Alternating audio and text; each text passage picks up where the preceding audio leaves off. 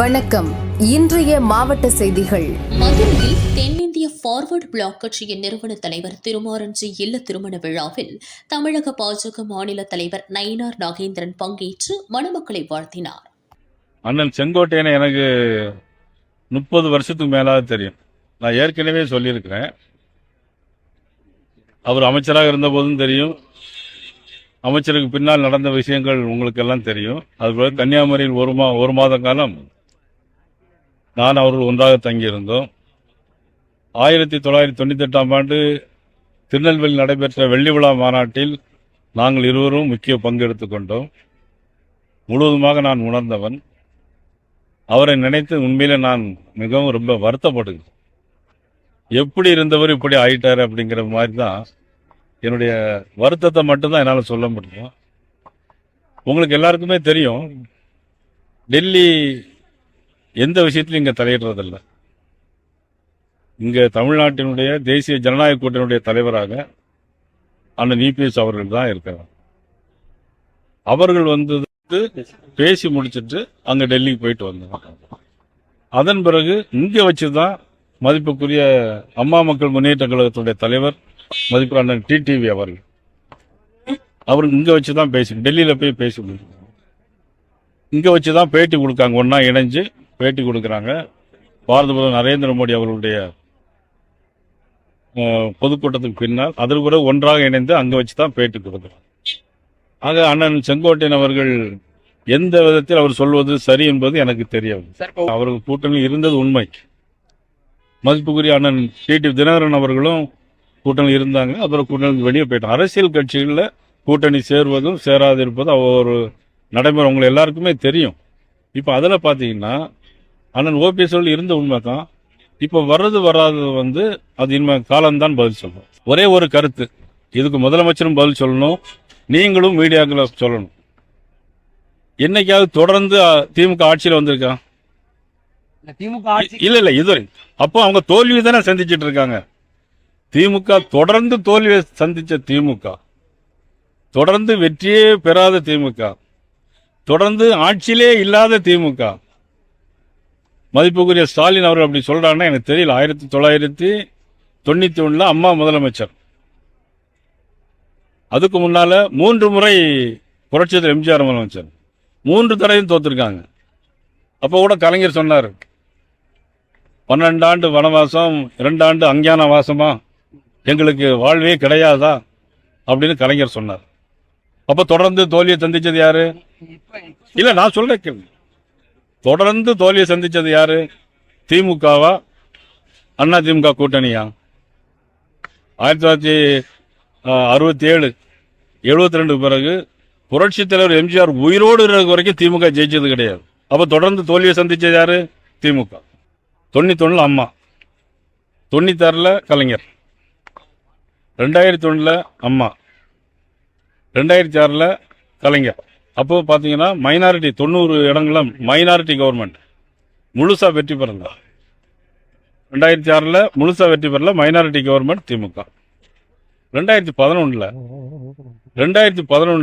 அம்மா முதலமைச்சர், 2016 அம்மா முதலமைச்சர். புரட்சி தலைவர் 3 தடவை தொடர்ந்து முதலமைச்சராக வந்திருக்காரு. அம்மா 2 தடவை தொடர்ந்து முதலமைச்சராக வந்திருக்கு. அப்ப அதெல்லாம் தோத்தது யாரு? திமுக. இன்னைக்கு ஏதோ ஆளுங்கட்சியில் வந்துட்டதுனால தொடர்ந்து ஜெயிப்போங்கிற ஒரு எண்ணத்தை, ஒரு பொய் பிரச்சாரத்தை இன்னைக்கு முதலமைச்சர் சொல்லியிருக்காரு. ஆனால் முதலமைச்சர் சொல்லுறது என்ன செய்யுது? சரியில்லை. நான் தொடர்ச்சியா தோத்ததை சொல்றேன், அவரு தொடர்ச்சியா தோத்ததை நான் சொன்னேன். நீங்க அவர் 2 தடவை தான் நீங்க சொல்றீங்க. 2019 2021 நான் எத்தனை தடவை? 17 தடவை அவங்க தோத்துருக்காங்க. அதை நான் சொன்னேன். தஞ்சாவூர் பாபநாசம் அருகே திருஆரூரான் சர்க்கரை ஆலை உள்ளது. இந்த ஆலையை தற்போது கால்ஸ் டிஸ்லரிஸ் நிறுவனம் வாங்கியுள்ளது. இந்த ஆலையில் பல கோடி ரூபாய்க்கு ஊழல் நடந்துள்ளது. இதை எதிர்த்து கரும்பு விவசாயிகள் கடந்த 3 ஆண்டுகளாக பல கட்ட தொடர் போராட்டங்கள் நடத்தி வருகின்றனர். அதன் பகுதியாக இன்று போராட்டத்தில் குதித்தனர். இந்திய யூனியன் முஸ்லிம் லீக் கட்சி சார்பில் கும்பகோணம் மாநாடு நடக்கிறது. மாநாட்டிற்கு முதல்வர் ஸ்டாலின் சிறப்பு விருந்தினராக கலந்து கொள்கிறார். ஸ்டாலின் வருகைக்கு கரும்பு விவசாயிகள் கடும் எதிர்ப்பு தெரிவித்தனர். 1000 நாட்களாக போராட்டம் நடத்தி வருகிறோம். ஆனால் முதல்வர் எவ்வித நடவடிக்கையும் எடுக்கவில்லை என விவசாயிகள் கொந்தளித்தனர். தஞ்சை கும்பகோணம் ஹைவே வேம்புக்குடி டோல்கேட் பகுதியில் விவசாயிகள் கருப்பு கொடியுடன் காத்திருந்தனர். விஷயம் தெரிந்த போலீசார் ஸ்பாட்டிற்கு விரைந்தனர். ஸ்டாலின் வருகையை எதிர்த்து கருப்பு கொடி காட்ட முயற்சித்த அனைத்து விவசாயிகளையும் கைது செய்தனர். ஜனநாயக நாட்டில் போராட்டம் நடத்த உரிமை இல்லையா என விவசாயிகள் குமுறினர். இதனால் சுமார் 1 மணி நேரம் அப்பகுதி பரபரப்பாக இருந்தது.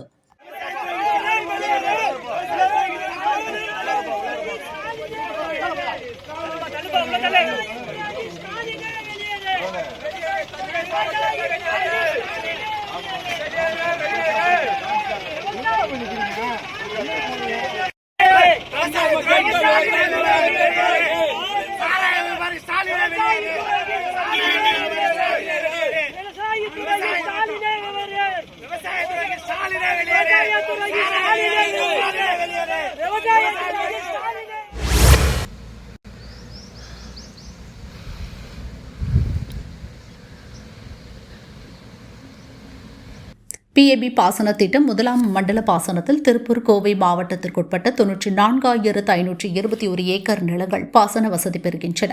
பாசனத்திற்காக கடந்த 24ஆம் தேதி திருமூர்த்தி அணையிலிருந்து பிரதான கால்வாய் வழியாக தண்ணீர் திறக்கப்பட்டது.